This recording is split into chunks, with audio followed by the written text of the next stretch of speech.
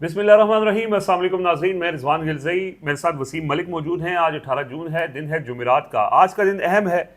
दो बड़ी अदालतें, 3 बेंचेस और 6 केसेस इमरान खान के। एक मौका था कि इमरान खान के केसेस अदालतों में नहीं लग रहे थे और अब इमरान खान के 6 केसेस की आज समाअत होनी है।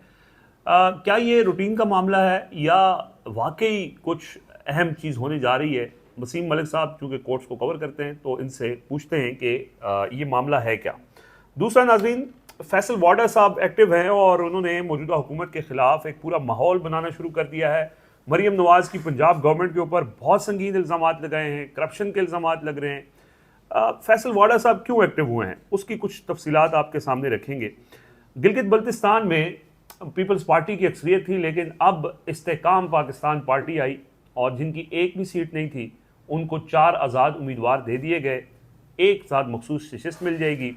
और वो क्यों एक्टिव हुए हैं, गिलगित बल्तिस्तान में क्या माहौल है और नवाज शरीफ के साथ क्यों हाथ हुआ है, इसके ऊपर भी बात करेंगे।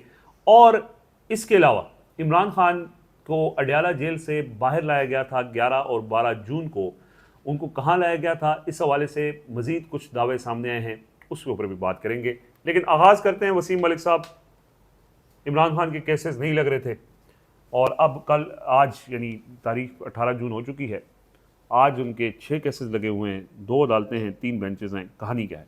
अच्छा देखिए, बहुत सारे लोगों को ये शायद लग रहा होगा या बहुत सारे लोग रिपोर्ट भी इसको ऐसे कर रहे हैं कि ये अचानक से एक डेवलपमेंट हुई और 2 अदालतें हैं और इमरान खान साहब के 6 केसेस लग चुके हैं। क्या ये ऐसा है हकीकतन कि एक बड़ी पेशरफ्त है या एक मामूल की अदालती कार्रवाई है? ये आगे चलकर मैं आपको बताता हूँ, मगर क्विकली केसेस की तफसीलात आपके सामने रख लेते हैं। और रिजवान गिलज़ई साहब, जब कोई केस समाअत के लिए मुकर्रर होता है तो बतौर कोर्ट रिपोर्टर जो हमारा सारा दिन अदालतों में गुजरता है, हमें भी एक्चुअली केस लगा कौन सा है, क्योंकि वहाँ पे तो अदालती तरीक़ाकार के मुताबिक मुख्तलिफ केसेस के टाइटल होते हैं और उनका नंबर होता है। तो बाज़ औक़ात हमें घंटों लग जाते हैं कि एग्जैक्टली हुआ क्या है। 300 से ज़ायद मुकदमा जिस शख्स पे दर्ज हों अदालतों में, और हाँ, फिर एग्जैक्ट बहुत, केस कौन सा है और फिर इसका? आप देखिए और दरखास्तें भी इतनी और आई। मुलाकातों के हवाले से दर्जनों दरखास्तें हों। तो बहरहाल 2 बड़ी अदालतें हैं जनाब, एक इस्लामाबाद हाई कोर्ट है और दूसरा सुप्रीम कोर्ट ऑफ पाकिस्तान है। सबसे पहले सुप्रीम कोर्ट ऑफ पाकिस्तान, गालबन मार्च का महीना था, 12 मार्च 2026 था। डॉक्टर उज़मा खान ने इमरान खान से हस्पताल में मुंतकिल करने के हवाले से इस्लामाबाद हाई कोर्ट में तोशा खाना में एक मुतफरक दरख्वास्त दायर की। लतीफ़ खोसा साहब वकील थे, कमरा अदालत में मैं मौजूद था, मुझे याद है। तो उसमें हुआ ये जनाब के इस्लामाबाद हाई कोर्ट का 2 रुकनी बेंच था, जस्टिस अरबाब मोहम्मद ताहिर थे और जस्टिस खादिम सोमरो थे। एक लम्हे पर मुझे यूँ महसूस हुआ रिजवान गिलज़ई साहब कि पाकिस्तान तहरीक इंसाफ के वर्कर्स, इमरान खान के चाहने वाले, या फिर इमरान खान की इमीडिएट फैमिली, उनकी बहनें इतनी परेशान नहीं हैं उनकी सेहत को लेकर जितने ये 2 जजेस हैं, जिस तरह के उन्होंने ऑब्जर्वेशंस दी। आपको वो लिटमस टेस्ट का अब मुझे तो लगा पॉजिटिव कि आ गया। शायद कोई बहुत बड़ी पीछे पेशरफ्त हो गई है और अब इमरान खान साहब अस्पताल मुंतकिल। तो मैं इन दोनों जज साहिबान को क्रेडिट देता हूँ, बल्कि ये मुतालबा करता हूँ कि इन्हें ऑस्कर भी देना चाहिए। उसके बाद फैसला ही आया है कि चीफ कमिश्नर इस्लामाबाद की सरबराही में एक बोर्ड बनेगा। 2 डॉक्टर्स हैं, वो जाकर अडयाला जेल मुआयना करेंगे और वो रेकमेंड करेंगे तो इमरान खान साहब अस्पताल मुंतकिल होंगे। यानी पहले जो बरह रास्त पीटीआई के मोहसिन नकवी साहब से बात हो रही थी, तो अदालत ने मोहसिन नकवी के भी एक सब ऑर्डिनेट अफसर के जिम्मेदारी ये काम सौंप दिया। वो बेसिकली अदालत ने काम आसान कर दिया ना कि अगर कोई पसे पर्दा बातचीत कामयाब होती है तो बजाय आप फिर अदालतों नहीं, में लेकिन जो वो कुछ चीफ हुआ कमिश्नर ही मुंतकिल कर देंगे। सर, जो समाअत में हुआ तो मुझे लगा कि पसे पर्दा बहुत कुछ हो हो चुका है ऐसा। उसके बाद ये एक दरखास्त थी डॉक्टर उज़मा खान उस फैसले को चैलेंज करके सुप्रीम कोर्ट ऑफ पाकिस्तान पहुंची। उज़ैर भंडारी उनके वकील हैं। एक कम्प्रिहेंसिव दरखास्त है जिसमें नवाज शरीफ साहब जब मुख्तलिफ उनको आर्ज़े लाक थे और वो अडयाला और कोट लखपत जेल थे, उस वक्त प्लेटलेट्स गिरे, उस वक्त गवर्नमेंट का क्या कंडक्ट था, मेडिकल बोर्ड किस तरह से तश्कील हुआ, मीडिया कैसे रिपोर्ट कर रहा था, वो सारी चीज़ें उन्होंने लगाई। प्रिजन रूल्स लगाए, जेल के एक्ट्स लगाए। उस सब के बाद आइन और कानून का हवाला देते हुए हंसी आती है जब इस मुल्क में अब आइन और कानून का हवाला दिया जाता है। तो सुप्रीम कोर्ट ऑफ पाकिस्तान में एक दरख्वास्त दायर की, वो आज समाअत के लिए मुकर्रर हुई है। ये एक पेशरफ थी। दूसरा, SOPs तय हो चुके हैं, इस्लामाबाद हाई कोर्ट तय कर चुकी है, मंगल और जुमेरात को मुलाकातें हैं, अदालती फैसले हैं, उसके बावजूद भी मुलाकातें नहीं होती। दर्जनों कंटेम्प्ट की पिटीशनें थी, इस्लामाबाद हाई कोर्ट नहीं सुन रहा था, तो उन दर्जनों में से 2 लोग सुप्रीम कोर्ट पहुंचे, सलमान अकरम राजा और उनके साथ मिशाल यूसुफजई साहिबा। उनकी कंटेम्प्ट की दरखास्तें हैं, वो समाअत के लिए मुकर्रर हैं। तो 3 ये केसेस हैं supreme court of Pakistan. Bench और जो है तीनों मुलाकातों, एक अस्पताल मुंतकिली दो के और 2 मुलाकातों मुलाकातों का, पे। और बेंच है मोहम्मद अली मजहर साहब, मुसरत हिलाली साहब और शाहिद बिलाल हसन। जब मैंने इन 3 लोगों के नाम लिए हैं तो हमारी ऑडियंस इन तीनों को जानती है, तो फैसला क्या आएगा आप पर ही छोड़ता हूँ। ठीक है। उसके बाद रुख करते हैं इस्लामाबाद हाई कोर्ट का। सामने दूसरे रोड पे आ जाते हैं। हाँ, सुहेल आफरीदी साहब और मुजम्मिल असलम साहब, इन्होंने इमरान खान से मुलाकात की, दरख्वास्त दायर की बजट के हवाले से, और वो एक तनाज़ा भी है कि 3 महीने और 1 साल का बजट, उस हवाले से भी शौकत यूसुफ से बता चुके हैं, तर्जुमान है PTI के KPK के। वो भी हम आगे चलकर रिजवान गिलज़ई साहब से पूछते हैं। लेकिन उसके बाद ये हुआ कि वो 18 जून तक मुलतवी हुई थी समात, तो वो कल यानी आज उसके ऊपर समात होगी, और शायद कोई मुलाकात अगर पस पर्दा कुछ चल रहा है तो इजाज़त दे दी जाए। और उसके बाद फिर 190 मिलियन पाउंड मरकज़ी बरीयत की दरख्वास्तें जो नैब है और सरफराज डोगर साहब हैं वो चाहते हैं कि हम वो सुने। इमरान खान साहब चाहते हैं कि आपने जो हमारी सज़ा मुअत्तली की दरख्वास्तें मुस्तरद की हैं हम वो समात उस पर करेंगे। सलमान सफदर साहब पेश नहीं हो रहे थे, और यही वही मुकदमा है जिसमें मोहसिन नकवी साहब की सुहेल आफरीदी साहब से मुलाकात हुई थी, और उन्होंने ये कमिटमेंट दी थी कि ये केस जो है इल्तवा में चला जाएगा। लंबी तारीख पड़ी थी, खैर अब वक्त जितना भी हो वो आज आ चुका है और आज समात है उसकी। और साथ ही फिर PTI जो है वो सुप्रीम कोर्ट में इस मामले को लेके जाना चाहती है कि इन्होंने बरीयत वाला मामला खोल दिया, सज़ा मुअत्तली नहीं सुनी जा रही, तो उस पर अडयाला जेल के सुप्रीडेंट साइन नहीं करवा रहे। वो एक कंटेम्प्ट की पिटीशन थी, वो भी इसके साथ लग चुकी है। तो किस्सा मुख्तसर ये कि ये एक मामूल की अदालती कार्रवाई है, एक मामूल का अदालती दिन होगा। उम्मीदें नहीं लगानी चाहिए, क्योंकि अब इसलिए हम ये डिस्कस कर रहे हैं। 26वीं तरमीम के बाद तो वैसे नहीं, वो अचानक से एक चीज़ पॉपअप हो ना कि 2 अदालतें हैं, 3 बेंचेस हैं, 6 मुकदमात हैं, हाँ, तो और मुकदमात तो फिर बहुत सारे लोग उसमें से कुछ निकालने की कोशिश करते हैं। सारे केसेस जो है वो पहले से मुकर्रर थे, इसमें कोई जल्दबाजी अदालत ने नहीं की। सुप्रीम कोर्ट ने भी इवन के सलमान अकरम राजा साहब से ये वादा किया चीफ जस्टिस याहिया आफरीदी ने कि ईद उल अज़हा के फ़ौरन बाद लगाएंगे, लेकिन बाद में ये फैसला हुआ कि पॉलिसी के मुताबिक ही लगाने हैं। जब उनका वक्त आया वो केसेस लग गए और अपने मुकर्रर वक्त पे लगे। हाँ। और जो अलकादिर वाला केस मुलतवी हुआ था, ये वो है कि जिसपे इस्लामाबाद हाई कोर्ट जल्दी जल्दी फैसला करके मामले को आईनी अदालत भेजना चाहती है ताकि आईनी अदालत इस पे फाइनलिटी इसकी तय कर ले। लेकिन वो मुलतवी हो गया था क्योंकि वो साड़ी गल हो गई, ये वाली बात हुई। तो आपको उम्मीद है कि ये आगे और चला जाएगा? देखिए, अगर पसे पर्दा बातचीत चल रही है तो मेरे ख्याल में लिटमस टेस्ट हो जाएगा। आज एक लिटमस टेस्ट अगर ये आगे चला जाता है तो मतलब है कि जो बातचीत हो रही है पॉजिटिव है। ठीक है जी, सही है, इसको ऐसे ले सकते हैं। अच्छा जी, दूसरा जो आपने भी बात की थी उसको थोड़ा सा मैं मुख्तसरन लोगों अपने नाज़रीन को बता दूं कि खैबर पख्तूनख्वा हुकूमत पूरे साल का बजट देने जा रही है। पिछली वीडियो में हमने आपको ये खबर दी थी, और अब खैबर पख्तूनख्वा तहरीक इंसाफ खैबर पख्तूनख्वा के सेक्रेटरी इंफॉर्मेशन है, तर्जुमान है शौकत यूसुफ साहब, उन्होंने तफसील के साथ बयान जारी किया है कि पूरे साल का बजट हम दे रहे हैं। इसके अंदर जो 3 माह की बात आई थी उसके अंदर हमारी आईनी कॉन्स्टेंट्स है, जिसकी वजह से अब पूरे साल का फैसल वोडा साहब ने भी वैसे आज शफी जान साहब के साथ बैठ के नदीम मलिक के शो में ये कहा गुज़श्ता रात कि आप 1 साल का बजट दे दें, आपकी मुलाकात हो जाएगी। तो फैसल वोडा साहब जो है वो टीवी पे आते हैं जब भी, तो वो कहा जाता है मरहूम आमिर लियाकत साहब जब वोट देने आते थे ना तो वो कहते थे हम आए नहीं हम लाए गए, सीधी बात करते थे। फैसल वाडा साहब भी आए नहीं है, लाए गए हैं, और उनको आपने देखा सेंटर किस तरह बना सारा कुछ। अब वो आके एकदम से इस हुकूमत के खिलाफ बहुत एक्टिव हो गए। मुनीफ फारूक साहब कहते हैं कि ये उनकी ज़ाती राय है। जिस तरह की गुफ्तगू फैसल वाडा साहब करते हैं ना, मुझे जावेद साहब कहते हैं कि ऐसी गुफ्तगू अगर हम करें तो हमारे ऊपर पीका लग जाएगा, और हम भी करें तो हमारे ऊपर पीका लग जाएगा।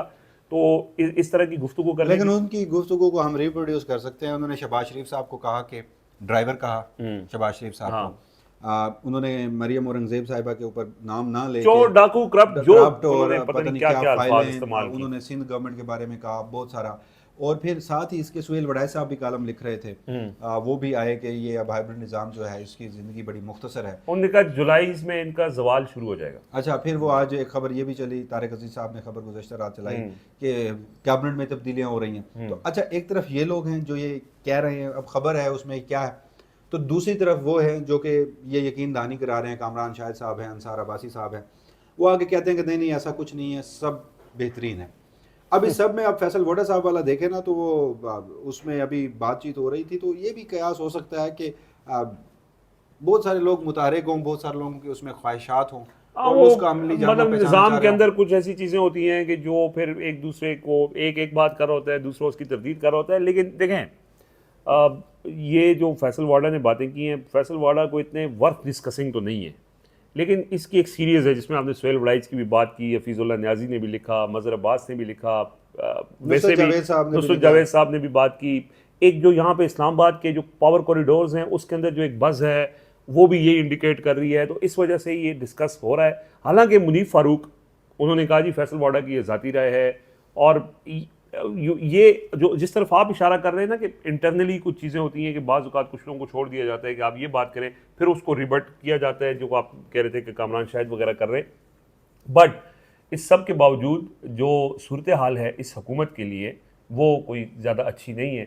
और इसको आप जोड़ें पीटीआई को के साथ किया गया वादा, जिसको हम ट्रक की बत्ती कहते हैं, कि आपने जून में कोई बहुत ज़्यादा हमें परेशान नहीं वो करना। तो फिर सुहेल वड़ाई साहब के कॉलम पे मोहसिन नकवी साहब ने आके कहा ना कि आपको रिटायर होना चाहिए, तो फिर मोहसिन नकवी साहब ने भी आज उसके जवाब में एक पूरा सुहेल वड़ाई साहब ने पूरा एक कॉलम लिख दिया। हाँ, उन्होंने भी कहा कि एक मुखलिस, मुशफ़क़ और मेहरबान दोस्त ने मेरी बढ़ती उम्र का तंज करते हुए मुझे रिटायरमेंट का मशवरा दिया है। इनके मशवरे पर मुझे हमेशा अजीज़ रहे हैं और मुझे इनके मशवरे पर अमल करने में कोई तरद्दुद भी नहीं है। सहाफ़ी की नौकरी कोई वजारत की तरह पक्की तो नहीं होती, हवाई रोज़ी है, खुदाई पाक तो कोने खुदरों में पड़ों को भी देता है। बूढ़े सहाफ़ी पर भी मेहरबानी फरमाएगा, मगर तारीख़ का सबक सबको याद है और होना भी चाहिए कि वजारतें और हुकूमतें आर्जी होती हैं और आती जाती रहती हैं। गुज़श्ता 4 दहाइयों में कई ऐसे आए जो तकब्बुर और गरूर के तजसीम थे और इन्हें यह भी ज़ोम था कि हम कभी नहीं जाएंगे, मगर सबको जाना पड़ा। सहाफ़त ने रहना है और वजारत ने जाना है। अल्फाज महफूज रहेंगे और इक़्तिदार ख़त्म हो जाएंगे। क्या बात है, बहुत ही खूबसूरत अल्फाज। आप सुहेल वड़ाई साहब पे तनकीद मुख्तलिफ एस्पेक्ट में कर सकते हैं, लेकिन जहाँ तक तहरीर है, जहाँ तक एक शाइस्ता अंदाज में तनकीद है, उसमें मेरे ख्याल में वो यद-ए-तुला रखते हैं। उनका कोई सानी नहीं है। और बाकी ये जो कह रहे हैं ना कि असल में वजारतें और ये सारी चीज़ें, मुझे बड़ा अच्छा याद है इमरान खान साहब की जब हुकूमत जा रही थी, उनके खिलाफ सारा प्लॉट तैयार हो चुका था, आखिरी टाइम तक वज़रा कहते थे कि हम कहीं नहीं जा रहे, हमारी साड़ी गल भी गल हो गई है। और बल्कि मैं तो चले अब कह देता हूँ, उस टाइम ये बात ऑफ द रिकॉर्ड थी, अब ऑन द रिकॉर्ड है। वज़ीर इत्तलात थे फवाद चौधरी साहब, और आखिरी टाइम पे जब प्राइम मिनिस्टर हाउस के बाहर एक गुफ्तगू हो रही थी, जब वो गाड़ी में बैठने लगे तो हमने कहा सर खबर दें कोई। उन्होंने कहा बाजवा साहब कह रहे कि सब ठीक हो जाएगा। और उसके बाद चिरागों में रोशनी आ रही। तो चले जी आगे जरा बढ़ते हैं। अच्छा, वैसे ना आखिरी इसमें कमेंट है, देखिए जब आपकी पॉलिटिकल वर्थ ये होती है ना, मांगे तांगे की आपको हुकूमत मिलती है, और जब आप इतने मोहताज हो सकते हैं, बेगर्स कांट बी चूजर्स, चाहे वो मरीम नवाज शरीफ साहिबा हों, सिंध में आसिफ अली जरदारी साहब हों, मरकज़ में शहबाज शरीफ साहब हों, तो फिर एक ऐसे सेनेटर जो कि खुद कहते हैं मैं आज़ाद कबीले से हूँ, वो आकर आपको कुछ भी कहते हैं तो आपकी एक मरतबा मैं कहता हूँ कि नींद भी उड़ जाती है और आप डरे शरे और आप मजीद मेरे ख्याल में राब्ते बढ़ाते हैं कि क्या कोई ऐसी खबर है तो हुजूर हमें बराह रास्त बता दें। और फिर कहा जाता है नहीं कोई नहीं। नुसरत जावेद साहब ने इस पर बड़ा तारीखी लिखा था कि होर चुपो बरन। अच्छा, अब नवाज शरीफ साहब के साथ एक मरतबा फिर हाथ हुआ है। वो पहले वो आज मालिक साहब भी कह रहे थे कि पहले वो आए, उम्मीदें पाकिस्तान ने लैंड किया एयरपोर्ट पर, हमारी ड्यूटियां लगी, मैराथन ट्रांसमिशंस हुई, कबूतर उड़े लाहौर में खड़े होके, नवाज शरीफ साहब वजीर आजम हैं, बड़े जज्बाती मनाज़िर। और उसके बाद उन्हें डॉक्टर यास्मीन राशिद साहिबा की एक नशिस्त उनसे जितवाकर वहाँ पे भी धांधली करवाकर, और इधर मानसेरा वहाँ पे भी वो मैनेज नहीं कर पाए थे, वहाँ एक नशिस्त से हारे। 3 बार के साबिक वजीर आजम एक नशिस्त से जितवा कर लाहौर जाती उम्रा या मरी में बिठा दिया गया। गवर्नमेंट में पॉलिसी में उनका कोई किरदार नहीं, म्यूजियम में। हाँ, एक मरतबा फिर वो गए उधर गिलगित बल्तिस्तान, और उन्होंने वहाँ पर भी पूछा कि मुझे क्यों निकाला, तुम कहाँ थे, और ये सारा उन्होंने एक मरतबा फिर वो सदीक जान साहब ने वैसे लिखा था मुझ पर, मुझे तो उनकी उस तहरीर से इतराज़ है, लेकिन बाज़ औक़ात बड़ी फिट वो बैठती है, मैं दोहराना नहीं चाहता। अच्छा, अब गिलगित बल्तिस्तान इंतखाबात के मुकम्मल नताइज, पीपल्स पार्टी की 11 नशिस्तें, PMLN की 6 नशिस्तें, IPP कोई नशिस्त नहीं जीती थी, 4 आज़ाद उम्मीदवार IPP में शामिल हुए हैं, PTI बैक्ड जो इंडिपेंडेंट उम्मीदवार हैं वो 2 हैं, और MWM का 1 है। अब PMLN 6 जीती, जो नहीं जीता उसमें 4 लोग चले गए। हाँ, वो IPP से याद है इंडिपेंडेंट पावर प्लांट्स को इस मुल्क के लिए ज़ेर कातिल कहा जाता था। तो बहरहाल वो किसी ने ये भी लिखा हुआ था कि जो इस्तेकाम पाकिस्तान पार्टी है वो 4 नशिस्तें लेकर मुस्तहकम हो गई। यानी गिलगित बल्तिस्तान के लोगों ने ये, मैं कहता हूँ कि जमहूरियत के लिए ये बड़ा ज़बरदस्त चीज़ है।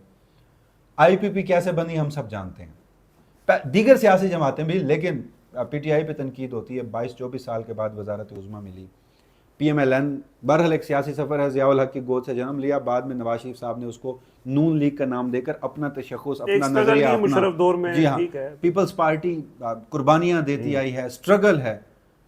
उनके मुकाबले में एक ऐसी नौमौलूद सियासी जमात जहां जिसका कोई स्टेक नहीं है उस खित्ते में, वहां पर इस्टेब्लिशमेंट की जानिब से लॉन्च कर दिया जाता है। तो गिलगित बल्तिस्तान के लोगों ने एक नशिस्त भी नहीं दी, 15 सीटों पर उनके उम्मीदवार खड़े हुए और लोटों को बताया कि तुम्हारी असल हैसियत कहाँ है। और उसके बाद इस निज़ाम ने दोबारा वहाँ के 4 लोग जो हैं इसमें शामिल करा दिए। मखसूस नशिस्तें इन्हें मिलनी कोई नहीं है, क्योंकि वो सुप्रीम कोर्ट ऑफ पाकिस्तान के आईनी बेंच क्यों का नहीं फैसला। मिलनी? सर उसकी वजह पार्लिमानी जमात होना ज़रूरी है भाई, वो मिलेगी। आप अपने आईनी बेंच का पीटीआई भी तो एक उसमें गई थी ना, सुन्नी इत्तेहाद कौंसिल में, उसमें मुझे याद है सुन्नी इत्तेहाद कौंसिल में उसमें कहा गया था, क्या आप ये समझते हैं कि जस्टिस अमीनुद्दीन खान वफाकी आईनी अदालत उसके चीफ जस्टिस का दिया हुआ फैसला ये हाइब्रिड निजाम उठाकर रद्दी की टोकरी में फेंक देगा? चले देख लेते हैं, अगर तो आपको लगता है कोई एक उनकी सीट बनती है जो उनको मिल जाएगी, आप बेशक उसमें। इसमें एक चीज की गई है, पीपल्स पार्टी ने हुकूमत बनानी है, पीएमएलएन ने हुकूमत बनानी है, आईपीपी के बगैर नहीं बनेगी। आईपीपी के बगैर नहीं बनेगी। ये भी एक म्यूजिकल चेयर है, यहाँ एक गवर्नमेंट बनेगी। ऐसे खितों में 4-4 साल एक हुकूमत में 4-4 वज़ीर आज़म की वो तब्दीलियाँ होती हैं। आज़ाद कश्मीर की सूरत हाल हमारे सामने है। सीखना ताकतवरों ने, यहाँ पर भी कुछ नहीं है। अपने लोगों इस्तेकाम पाकिस्तान पार्टी का डिपेंडेंट बना दिया गया इन सियासी जमातों को। लेकिन यहाँ पर मैं फिर भी, अगर पीपल्स पार्टी और नून लीग तनकीद है, मैं ये बात कर रहा हूँ, लोग इससे इख्तिलाफ करेंगे, सियासी जमात है, वोट बैंक है, अब वो कितना है, कम है, ज़्यादा है, सियासी जमात हैं, ये मिलकर हुकूमत बना लें तो मेरे ख्याल में ये फिर भी बेहतर होगा, बजाय इसके कि आईपीपी के साथ अगर कोई मिले। नहीं, वो आईपीपी अभी तो पीपल्स पार्टी को खुश करने के लिए उनको अक्सरियत दिला दी गई। ये कब हालात बदले, हवाओं का रुख बदले, पीपल्स पार्टी के लोग निकल के, आप कश्मीर में आपने नहीं देखा, पीटीआई अक्सरियत में थी ना, वो जब हवाओं का रुख बदला तो वो लोग मुनहरिफ हो गए। पीपल्स पार्टी के जो 11 जीते हुए हैं इसमें से 7-8 मुनहरिफ हो गए, आईपीपी पे चले जाएंगे। आईपीपी का चीफ वो तो काजी फायजीसा साहब जो है वो लोटा क्रेसी को फरोग दे गए थे एस्टैब्लिशमेंट के गोद में बैठकर।